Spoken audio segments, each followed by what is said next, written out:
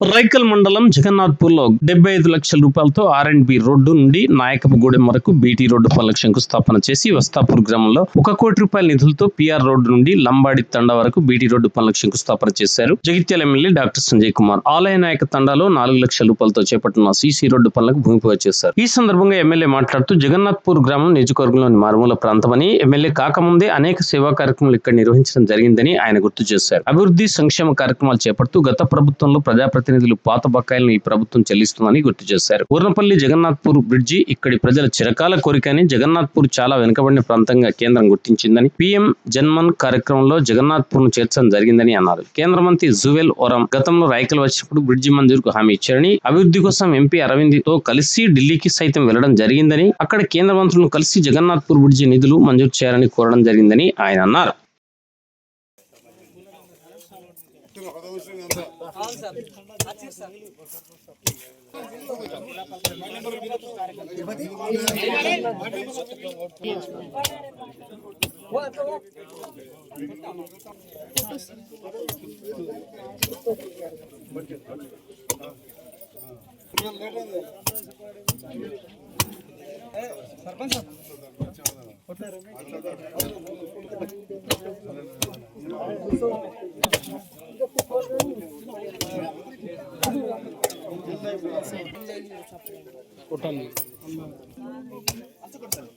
సరిపోతుంది madam.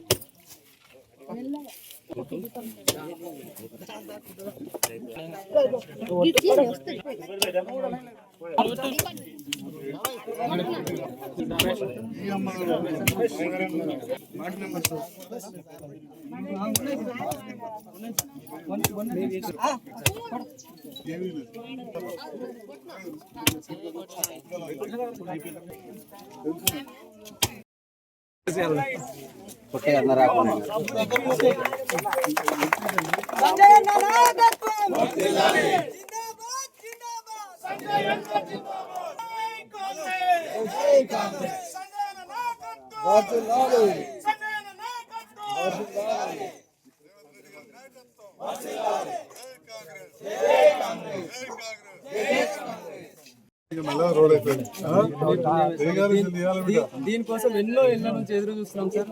Sanction చేసినందుకు ధన్యవాదాలు సార్. ఇటు పొలాలు కూడా ఉన్నాయా? చింతలు కూడా వెళ్తాయి సార్. చింతలు కూడా వెళ్తాయి. ఇల్లు ఉన్నాయి సార్. అటుకెళ్ళి రోడ్ అల్కే అది కూడా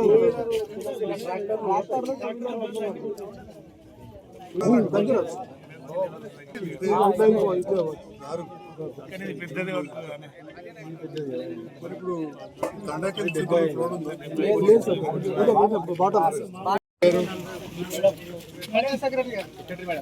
ఇంద్రమిల్లర్ కొద్దిగా డాటా పొజిషన్ చెప్తుంది.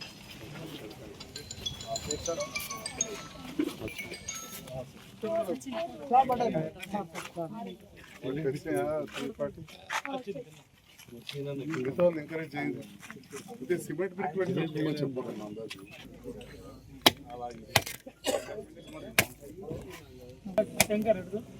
కొత్త మీ వార్డు మెంబర్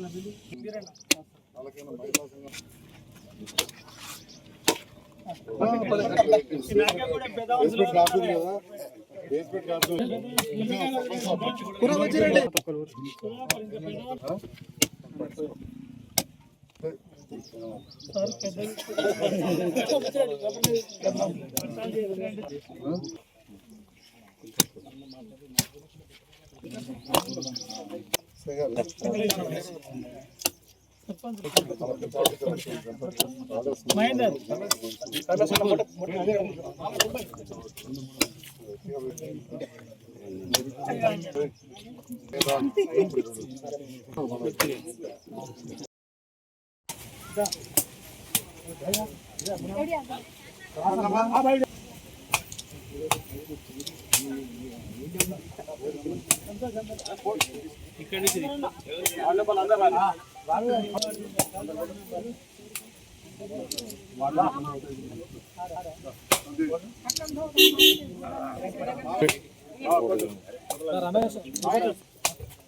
అందరు కూడా అన్న సర్పంచ్ సాబు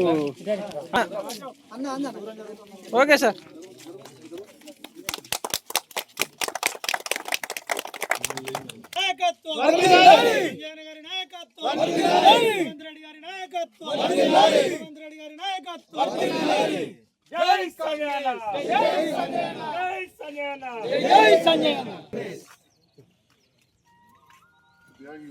బీటీ రోడ్ ఇక్కడ నాయకుడిగూడెం వాసులు కావాలని, కానీ ఇంతవరకు కాలేదు. మీరు కాంగ్రెస్ పార్టీలోకి రావడం, ఈ బీటీ రోడ్ రావడం, మీరు తీసుకురావడం చాలా ఆనందంగా ఉంది సార్. జగన్నాథ్పూర్ గ్రామంలో బీటీ రోడ్ భూమి పూజ కార్యక్రమం ఏర్పాటు చేసిన సందర్భంలో సభాధ్యక్షత వహించిన గౌరవ సర్పంచ్ గారికి, కార్యక్రమంలో పాల్గొన్న మాజీ సర్పంచ్లకు, మాజీ ఎంపీటీసీలకు, వేదిక పైన అధికారులకు, వివిధ గ్రామాల నుంచి వచ్చిన నాయకులకు, గ్రామస్తులకు, ఏ పదవి ఉన్నా లేకున్నా మీకు అండగా ఉంటామంటూ నా వెంట నడుతున్న అన్న తమ్ముళ్లకు, అక్క చెల్లెళ్ళకు అందరికీ పేరు పేరున హృదయపూర్వక నమస్కారాలు తెలియజేస్తున్నాను. ఈరోజు నేను ఇక్కడ నిలబడి మాట్లాడుతున్న ప్రాంతం జగిత్యాల నియోజకవర్గంలో అత్యంత మారుమూల ప్రాంతం. మరి ఇట్లాంటి మారుమూల ప్రాంతానికి నేను రాజకీయాలకు రాకంటే 4 ఏళ్ల ముందే రావడం, అప్పుడున్న గౌరవ సర్పంచ్ గారు, ఎంపీటీసీ గారు, గ్రామ పెద్దల సహకారంతో ఇక్కడ హెల్త్ క్యాంప్ చేయడం, అప్పటి వరకు కంటి ఆపరేషన్లు అంటే తెలియని ఈ గ్రామంలో పేదవాళ్ళను, మా మల్కవను కూడా తీసుకుపోయి 11 మందికి ఉచితంగా ఆపరేషన్లు చేయించి, ఒక కుంటివాడు ఉంటే ఒక 3 గిరుల సైకిల్ ఇప్పించి పంపిన వ్యక్తిని నేను. ఆనాటి నుంచి ఈనాటి వరకు ఏం లేకున్నా అని ఒక 30-40 సార్లు వచ్చిన ఈ జాబితా జగన్నాథ్పూర్ గ్రామానికి. రెండవసారి 2013లో బోర్నపల్లిలో ఒక క్యాంపు పెట్టినాడు. నా జ్ఞాపకం ఉంది, ఒక సీనియర్ నాయకుడు వచ్చి ₹1 కోటి మంజూరైనాయి, ఇక బ్రిడ్జ్ అయిపోతుంది జగన్నాథ్పూర్ బ్రిడ్జ్ అని చెప్పి కొబ్బరికాయ కొట్టిపోయారు. అయిపోయింది, అక్కడికే పోయింది. ఆ తర్వాత నేను రాజకీయాలకు వచ్చిన కొద్దొట్లతో ఓడిపోయినా. ఎందుకంటే బోర్లపల్లి, జగన్నాథ్పూర్, దేవానపల్లి, తాట్ల, కట్కాపూర్ అనుకున్నారంటే సంజయ్ కుమార్ కొత్తగా వచ్చిండు, బాగా పెద్దోడు కదా, ఆ పాత అయినా బాగా పెద్ద చేస్తారని ఓట్లేసి. కానీ ఏదైతే బోర్నపల్లి బ్రిడ్జ్ ఎలక్షన్ల కంటే ముందే నేను పోటీ చేస్తానన్నాడు, ఇవాళ నా ఇంట లేడు జలపతి రెడ్డి, కానీ నేను కొబ్బరికాయ కొట్టి, నాకు దగ్గర ఈ బోర్నపల్లికి చాలాసార్లు అంతకుముందు కూడా వచ్చినా, చిన్నప్పటికెళ్ళి వచ్చినా, డాక్టర్ అయినాక వచ్చినా తప్పకుండా ప్రభుత్వం వస్తుంది చేస్తామని చెప్పినాం. అదే కాకుండా వడ్డలింగాపూర్ గ్రామంలో అప్పుడు కవితమ్మ గారు ఎంపీకి పోటీ చేస్తుంటే వడ్డలింగాపూర్ క్రాస్ రోడ్ దగ్గర అనౌన్స్ కూడా చేయించినాం. నేను అనుసరులేనే అంట, మొన్న ఎంపీ నాతో తిరిగే వాళ్ళని చెంచగలన్నాడు.